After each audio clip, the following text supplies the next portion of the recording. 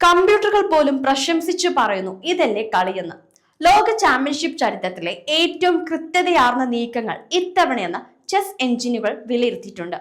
ഡിംഗ്ലിറണും D Yugesh ലോക chess ചാമ്പ്യൻഷിപ്പിലെ 9ാം ഗെയിമിൽ സമനിലയായപ്പോൾ തുടരൻ സമനിലകളെ പറ്റി ആശങ്കപ്പെട്ടു തുടങ്ങിയിരിക്കുന്നത് പലരുമാണ്.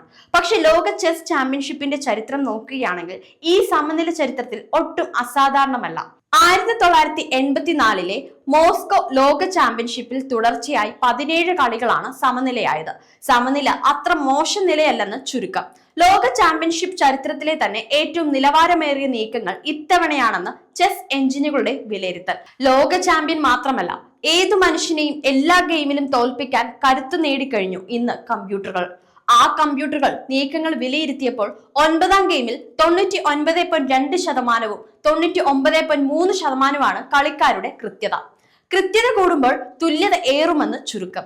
അപ്പോൾ സമനില എന്നാൽ ഇരുവരും ഏറ്റവും നിലവാരമുള്ള കളി കളിച്ചു എന്നു. കഴിഞ്ഞ കളിയിൽ ഏതെങ്കിലും നീക്കത്തിന് ചെസ് എഞ്ചിനുകളുടെ സഹായം തേടാൻ അവസരമുണ്ടായെങ്കിൽ ഏത് നീക്കത്തിനായിരിക്കും എന്ന് കളിക്കാരോട് ചോദ്യം.